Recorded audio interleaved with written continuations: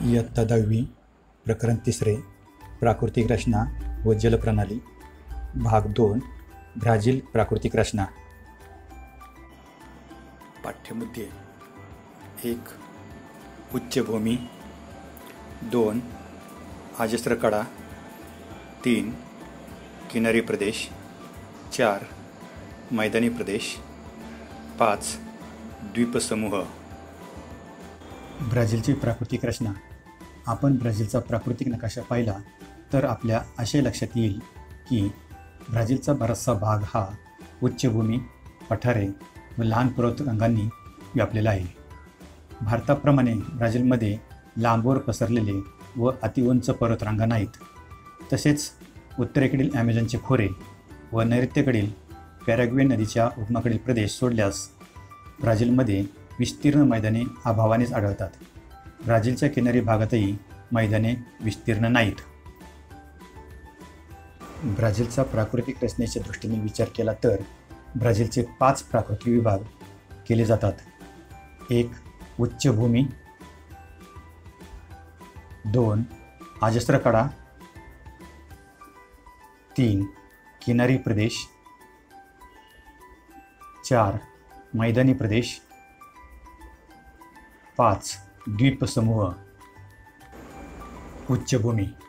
ब्राझीलचा दक्षिण भाग विस्तीर्ण अशा पठाराने व्यापला आहे. यास ब्राझीलचे पठार, ब्राझीलची उच्चभूमी किंवा ब्राझीलचे ढाल क्षेत्र अशा वेगवेगळ्या नावाने संबोधले जाते. ब्राझील व गियाना ढाल क्षेत्र एकत्रितपणे दक्षिण अमेरिका खंडातील गाभा क्षेत्रे मानली जातात. गियाना उच्चभूमी.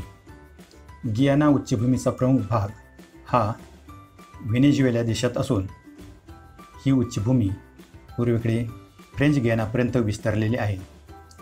गियाना उच्चभूमी ही ब्राझीलच्या उत्तरेकडील रोराइमा, पारा आणि आमापा या राज्यात विस्तारलेली आहे. गियाना उच्चभूमीचा कमी उंचीचा भाग ब्राझीलमध्ये येतो. मात्र ब्राझीलमधील सर्वोच्च शिखर पिको दी नेब्लिना हे ब्राझील व व्हेनेझुएला यांच्या सीमेवर असून त्यांची उंची 3014 मीटर आहे. ब्राझीलची उच्चभूमी. ब्राझीलची उच्चभूमी ब्राझीलच्या दक्षिण व पूर्वेकडील भागात आहे. याची उंची दक्षिण पूर्व भागात जास्त असून इतर भागात कमी आढळते. या उच्चभूमीची उंची उत्तरेकडे टप्प्याटप्प्याने कमी होत जाते, परंतु या दिशेकडील उतार फारसे तीव्र नाहीत. उच्चभूमीच्या उत्तर पूर्व भागातून ॲमेझॉन नदीच्या उपनद्या वाहतात. या उपनद्यांमध्ये धावत्या व धबधबे दिसून येतात. ब्राझीलच्या उच्चभूमीच्या उत्तरेकडील भागातील उतार तीव्र असले तरी ते अकस्मात नाहीत.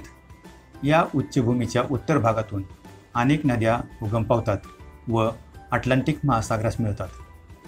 उच्चभूमीच्या दक्षिण उतारावरून पॅराग्वे, पॅराना, उरुग्वे इत्यादी नद्या उगम पावतात व पुढे त्या अर्जेंटिना देशाकडे वाहत जातात. उच्चभूमीचा पूर्वेकडील उतार तीव्र असून तो कड्याच्या स्वरूपात दिसतो. अजस्र कडा. ब्राझीलचा हा प्राकृतिक विभाग क्षेत्रविस्ताराच्या दृष्टीने सर्वात लहान असला तरी त्याचे उताराचे स्वरूप व त्याचा ब्राझीलच्या हवामानावर होणारा परिणाम यामुळे तो स्वतंत्र विभाग मानला गेला आहे. ब्राझीलच्या उच्चभूमीची पूर्वेकडील बाजू या कड्यामुळे अंकित झाली आहे. या भागात उच्चभूमीची उंची 790 मीटर इतकी आहे. साओ पावलो ते पोर्तो अलेग्रेच्या भागात ही उंची सरळ एकाच उतारात संपते. तो भाग एखाद्या कड्यासारखा दिसतो. या अजस्र कड्यामुळे ब्राझीलच्या आग्नेय दिशेकडून येणारे व्यापारी वारे अडवले जातात. त्यामुळे अजस्र कड्याच्या पलीकडे वातविन्मुख म्हणजेच पर्जन्यछायाचा प्रदेश तयार होतो. या प्रदेशाच्या उत्तरेकडील भाग हा आवर्षणाचा चतुष्कोन म्हणून ओळखला जातो. किनारी प्रदेश.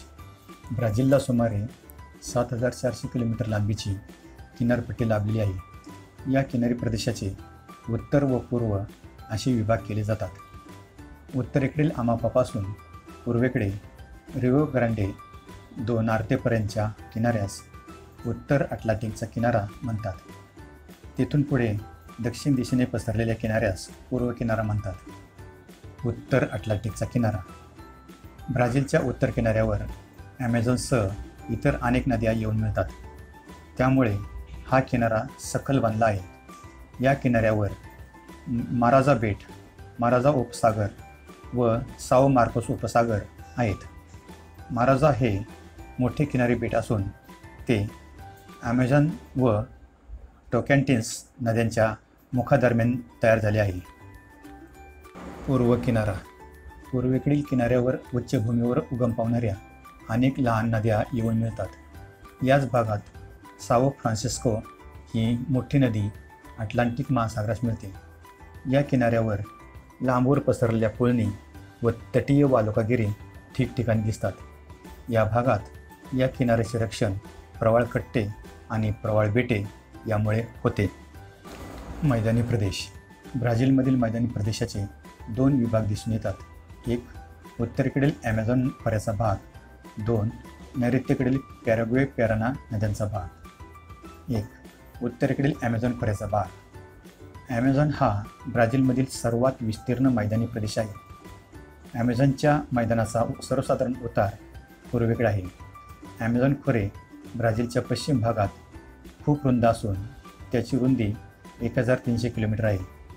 तसेच गियानाची उच्चभूमी व ब्राझीलची उच्चभूमी जेथे जवळ येतात तेथे रुंदी कमी असून ती 240 किलोमीटर इतकी आहे. त्यानंतर ॲमेझॉन नदी जसजशी अटलांटिक महासागराकडे जाते तसतशी मैदानाची रुंदी वाढत जाते. हा ॲमेझॉन खोऱ्याचा मैदानी भाग पूर्णपणे उष्णकटिबंधीय वर्षावनांनी व्यापलेला आहे.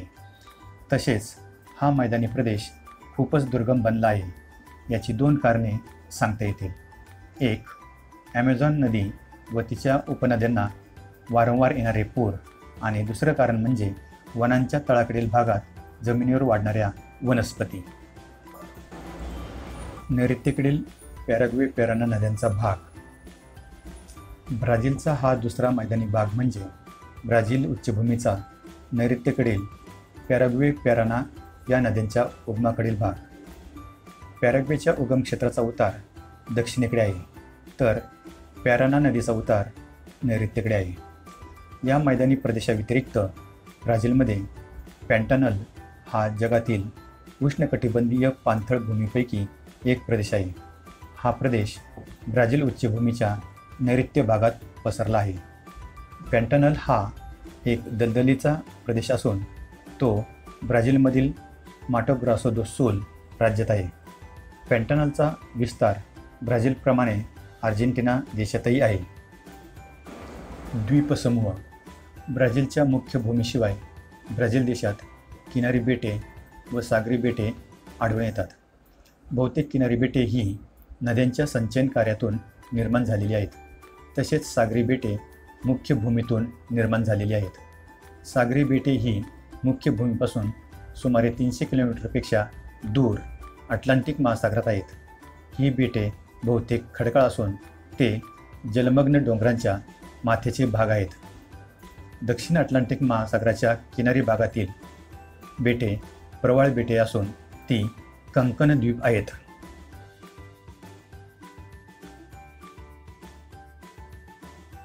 अभ्यासक्रमावरील नवनवीन व्हिडिओ पाहण्यासाठी चॅनल सबस्क्राईब करा व बेल आयकॉनवर क्लिक करून लाईक करा. या भागावरील स्वाध्यायासाठी भाग 2 ब्राझील प्राकृतिक रचना स्वाध्याय हा व्हिडिओ पहा.